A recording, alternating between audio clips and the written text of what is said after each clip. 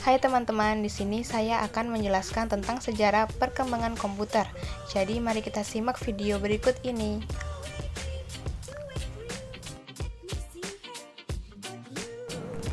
Munculnya abacus pada tahun 500 sampai 1500 Masehi, lalu di Asia Kecil dianggap sebagai awal mula mesin komputasi. Dengan alat ini memungkinkan pengguna melakukan perhitungan. Para pedagang masa itu menggunakan abacus untuk menghitung transaksi perdagangan yang dilakukan. Abacus merupakan alat yang menggunakan biji-bijian geser yang diatur pada sebuah rak pada saat melakukan perhitungannya.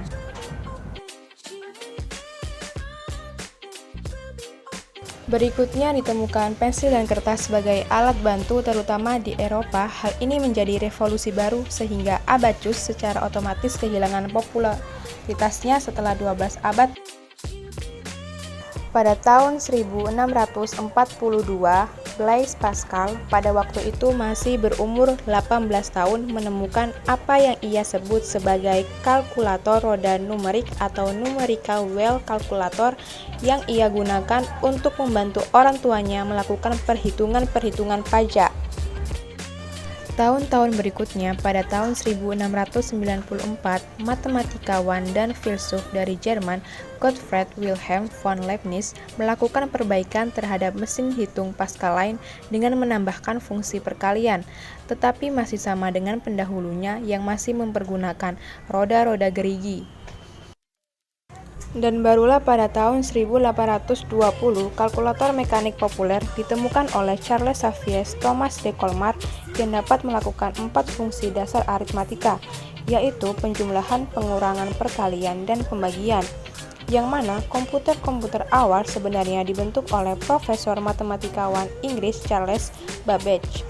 Pada tahun 1812, Babbage dapat melihat terdapat kesesuaian yang alami antara mesin mekanik dan matematika, di mana mesin mekanik sangat baik dalam melakukan tugasnya yang sama berulang kali tanpa terdapat kesalahan, sedangkan matematika memerlukan repetisi sederhana dari langkah-langkah tertentu. Komputer generasi ke-1. Kejadian Perang Dunia Kedua merupakan pemicu utama perkembangan komputer generasi 1 ini, yang mana negara-negara yang terlibat dalam Perang Dunia ini berusaha mengembangkan komputernya untuk mengeksploitasi potensi strategis dari komputer ini. Hal tersebut ditandai dengan meningkatnya pendanaan terhadap pengembangan komputer. Pada tahun 1941-an, Congratius, seorang insinyur dari Jerman, membangun sebuah komputer Z3 yang dipergunakan untuk mendesain pesawat terbang dan sistem peluru kendali. Sementara itu, pihak sekutu melakukan hal lain dalam pengembangan komputer ini. Pada tahun 1943, Inggris dapat menyelesaikan komputer pemecah kode rahasia yang dinamai dengan Colossus. Untuk dapat memecah kode rahasia yang dipergunakan pihak Jerman, pengaruh Colossus ini tidak terlalu besar pada perkembangan komputer, karena Colossus bukan merupakan komputer yang serbaguna, general purpose komputer. Selain itu, memang Colossus sangat dijaga kerahasiaannya. Usaha yang dilakukan oleh Amerika menghasilkan kemajuan yang lain. Howard H. Aiken, seorang insinyur dari Harvard, melakukan kerjasama dengan IBM, berhasil memproduksi kalkulator elektronik untuk US Navy. Kalkulator tersebut berukuran setengah lapangan bola kaki dan memiliki rentang kabel sekitar 500 mil. The Harvard IBM Automatic Sequence Control Calculator atau Mark I merupakan komputer relay elektronik. Ia menggunakan sinyal elektromagnetik untuk menggerakkan komputer mekanik ini. Mesin tersebut beroperasi dengan lambat dan tidak fleksibel. John Presper-Eckert dan Joe McCulloch merancang sebuah komputer serbaguna dan mampu bekerja 1000 kali lebih cepat bila dibandingkan Mark I.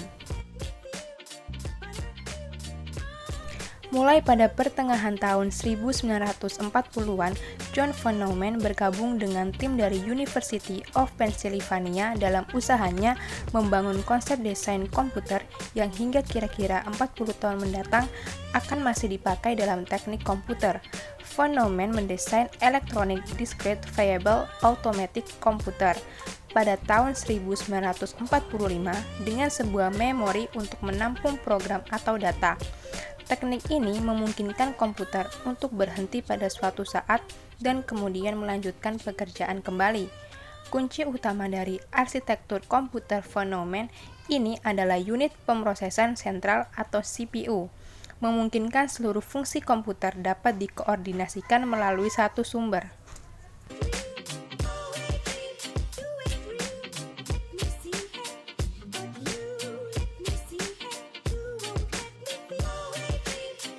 Jadi ini adalah nama-nama produsen komputer generasi 1, ada UNIVAC, IBM, Xerox, dan Honeywell.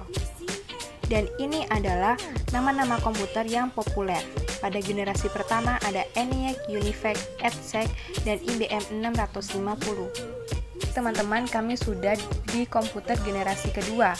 Berikutnya, pada tahun 1948, ditemukan perangkat pendukung yang baru bernama transistor, yang selanjutnya sangat mempengaruhi terhadap perkembangan komputer, karena mampu menggantikan fungsi vakum pada semua peralatan elektronik yang merubah secara drastis ukurannya menjadi makin kecil. Pada tahun 1956, transistor mulai dipergunakan dalam komputer. Penemuan fenomenal yang lain adalah dengan ditemukannya memori inti magnetik yang membantu komputer generasi kedua sehingga berukuran lebih kecil, lebih hemat, lebih cepat, dan lebih dapat diandalkan kinerjanya.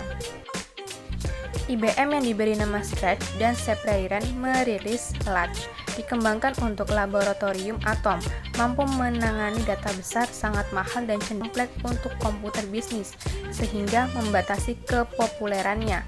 Pada tahun 1960-an, mulailah bermunculan komputer generasi kedua. Pada tahun 1965, hampir seluruh bidang bisnis telah menggunakan komputer, terutama untuk memproses informasi keuangan. Muncullah berbagai aplikasi pemrograman baru seperti Common Business Oriented Language dan Formula Translator yang biasa dipergunakan. Bahasa-bahasa ini menggantikan kode-kode mesin yang rumit. Ini tentunya memudahkan seseorang mendapatkan lapangan pekerjaan. Muncullah programmer, analisis, dan ahli sistem komputer yang lain.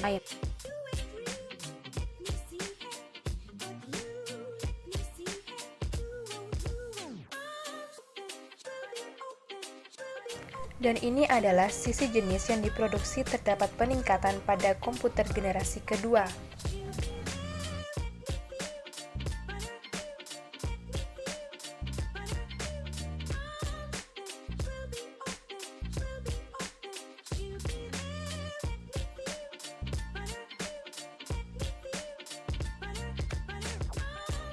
Komputer generasi ketiga, penemuan dan perkembangan transistor benar-benar memicu perkembangan komputer, mengungguli seluruh mesin yang dibangun berdasar tub vakum. Namun ternyata transistor ini menghasilkan panas yang cukup besar dapat berpotensi merusak internal komputer sendiri.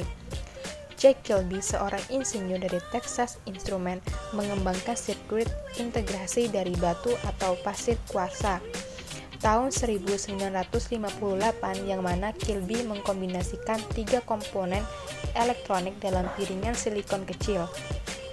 Selanjutnya, para ilmuwan berhasil memasukkan lebih banyak komponen ke dalam suatu chip tunggal yang disebut dengan semikonduktor. Hasilnya, komputer menjadi lebih kecil lagi karena komponennya dipadatkan dalam chip.